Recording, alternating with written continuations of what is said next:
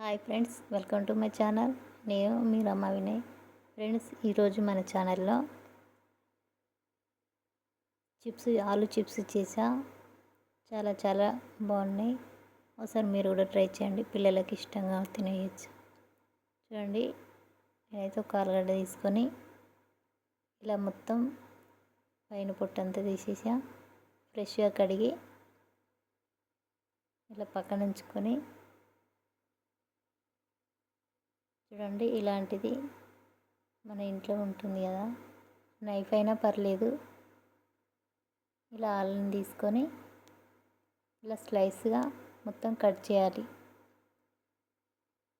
కొంచెం ఇలా మరీ లావుగా కాకుండా, మరీ మందంగా కాకుండా, కొంచెం నార్మల్ సైజులో పలుచగా ఉండేలా చూడండి. ఇలా కట్ చేసుకున్నాక ఇట్లా మీడియం సైజులో కట్ చేయాలి. నెక్స్ట్ వాటర్ పోసుకొని ఒక 2 టైమ్స్ వాష్ చేయాలి. ఉప్పు వేసుకోవాలి. మొత్తం ఒకసారి కడగండి. ఉప్పులో కడిగితే కనుక ఆలుకున్న తేమ అంతా పోయి మంచిగా ఫ్రై అవ్వడానికి బాగుంటాయి చిప్స్ అనేటివి. చూడండి, ఇలా కడిగాక నీళ్ళని వంపేసి మళ్ళీ వేరొక వాటర్ పోసుకోవాలి. వేరొక వాటర్ పోసుకొని మళ్ళీ ఒకసారి కడగండి.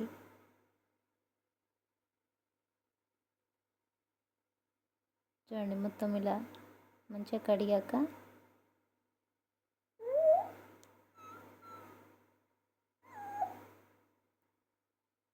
వాటర్ నొంపేశాక ఇలా పేపర్ తీసుకొని పేపర్లో ఒకటొకటిగా పెట్టండి. ఇలా పేపర్ పైన ఒకటొకటి పెట్టి ఇలా మొత్తం పెట్టాక వీటిని ఫ్యాన్ కింద ఒక అర్ధగంట అయినా ఆరనివ్వాలి.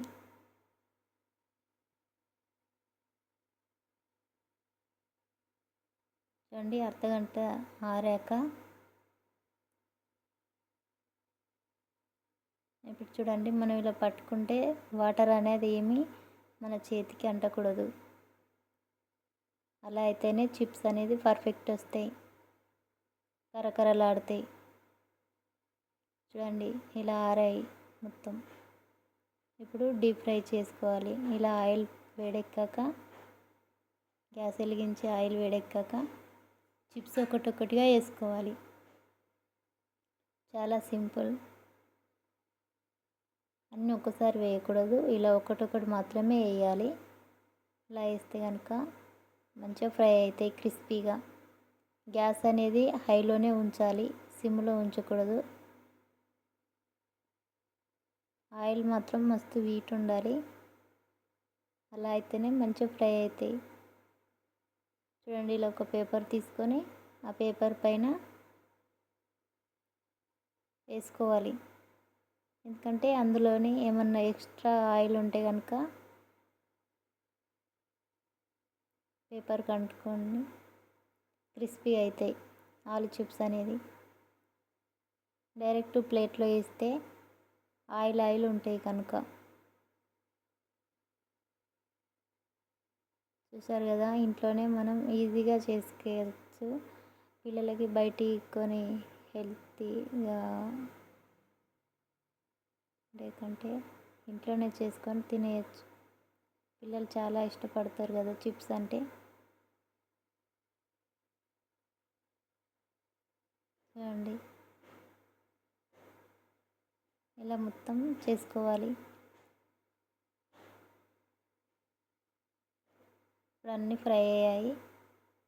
ఇప్పుడు వేరొక పేపర్లో నుంచి వేరొక గిన్నెలోకి తీసుకోవాలి. ఇలా వేరొక ప్లేట్లో పెట్టుకున్నాక ఇప్పుడు వీటిపైన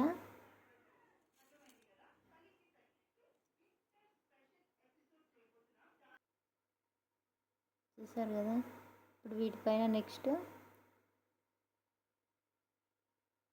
చూడండి, ఇలా ముట్టుకుంటే చాలా క్రిస్పీగా ఉన్నాయి.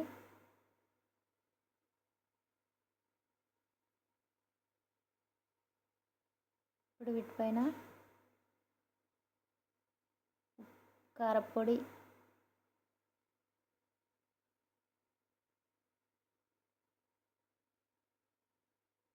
చిటికెడంత ఉప్పు,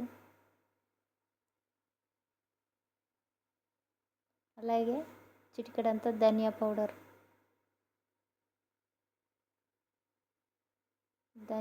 వేసి మొత్తం ఒకసారి అన్నిటికీ కలిసేలా ఇలా అనండి.